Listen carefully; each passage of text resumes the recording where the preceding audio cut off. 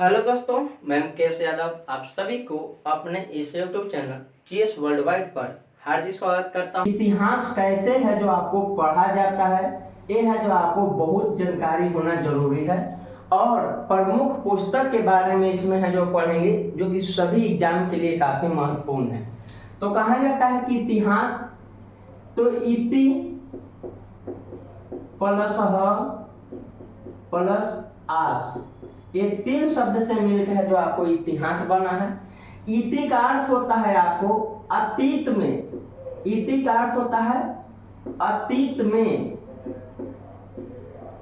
ह का मतलब होता है घटित घटना,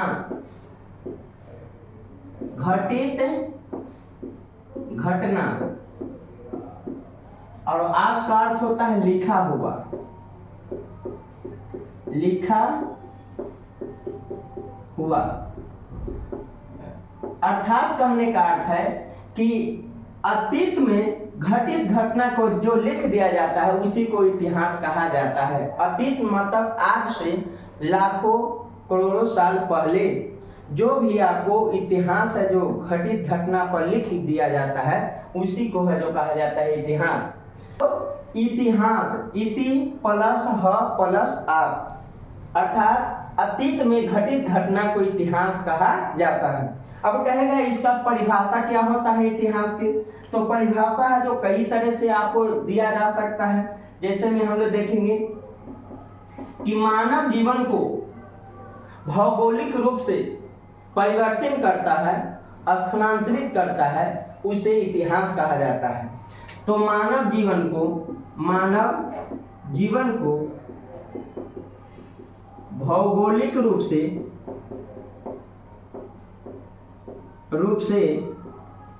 परिवर्तन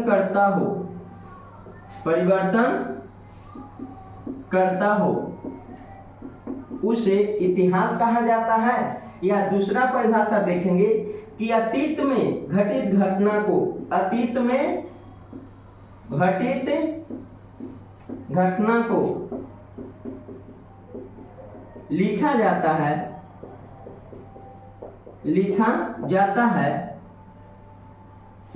उसे इतिहास कहा जाता है, इतिहास कहा जाता है।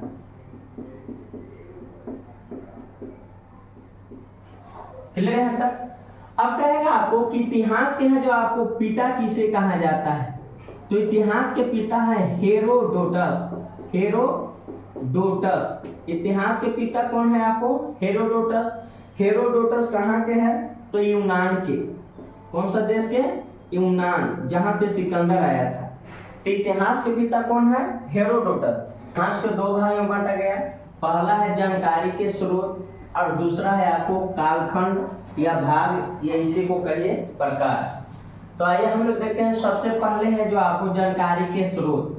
तो इतिहास के जानकारी के स्रोत को भी दो भाग में बांटा गया है। सबसे पहला है आपको साहित्यक या ग्रंथ या पुस्तक स्रोत।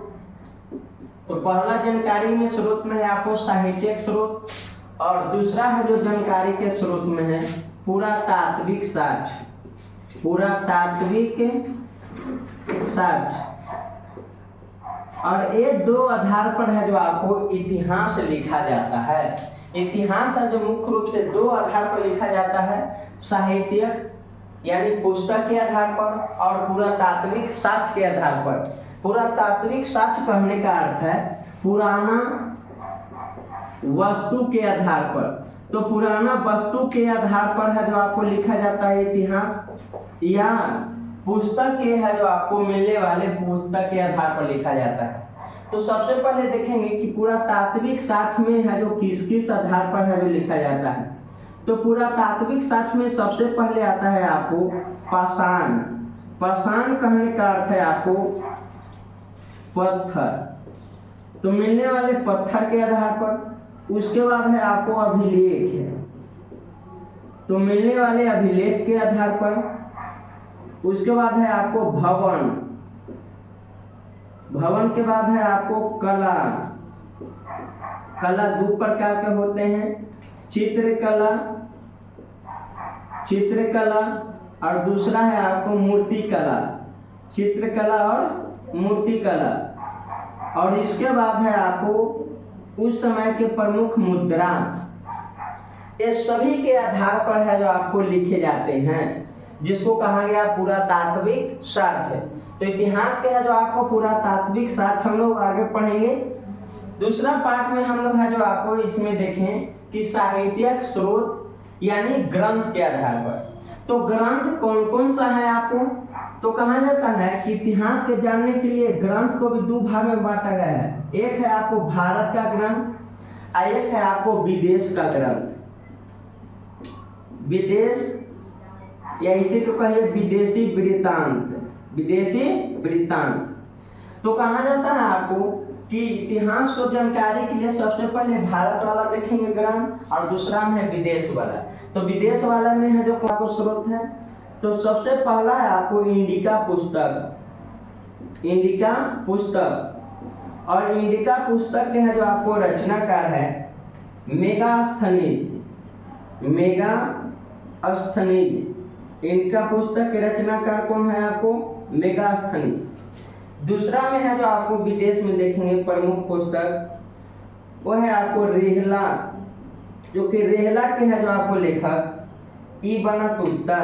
रेहला के लेखक कौन है, इब्न बतूता।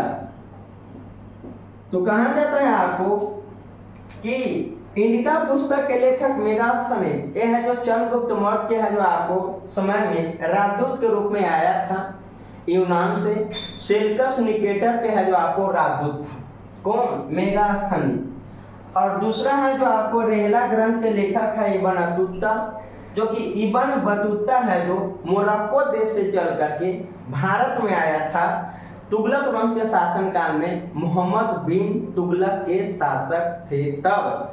तो मोहम्मद बिन तुगलक के शासन काल में इब्न बतूता मोरक्को से चल के भारत में आया था, जो कि रेहला पुस्तक लिखा। और तीसरा देखेंगे पुस्तक विदेशी में प्रमुख है, उसका नाम है आपको चचनामा। और चचनामा के है जो आपको रचनाकार है अली अहमद। चचनामा पुस्तक के रचनाकार कौन है आपको, अली अहमद। तो चचनामा के लेखक अली अहमद, ये है जो आपको मोहम्मद बिन कासिम जब मध्यकालीन भारत पर आक्रमण किया था 712 ईस्वी में, तो सिंध वाले क्षेत्र में राजा ताहिर को हरा दिया था मोहम्मद बिन कासिम, और रावण का युद्ध किया था 712 में। तो चचनामा पुस्तक के लेखक अली अहमद मोहम्मद बिन कासिम के एक समान सेना था जो लिखा था चचनामा पुस्तक। तो ये हो गया प्रमुख है जो विदेशी वृत्तांत में 3 पुस्तक, इंडिका के लेखक मेगास्थनीज, रेहला इब्न बतूता, चचनामा के लेखक अली अहमद। और इसमें प्रमुख है जो पुस्तक हम लोग देखेंगे आगे। अब इसमें हम लोग देखते हैं भारत के है जो आपको पुस्तक के बारे